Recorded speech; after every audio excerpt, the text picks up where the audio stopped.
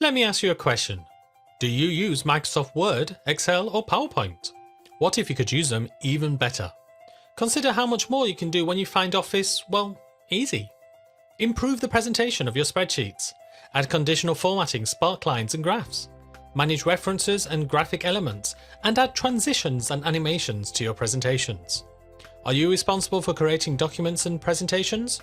Do people want to come to you to solve their spreadsheet problems?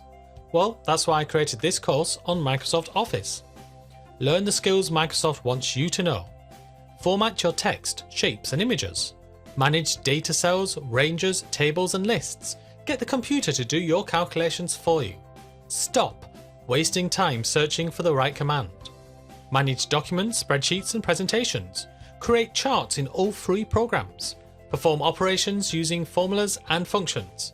And this course supports all the objectives in the 3 official Microsoft exams. There's over 30 practice activities along the way, so you can be sure that you are learning.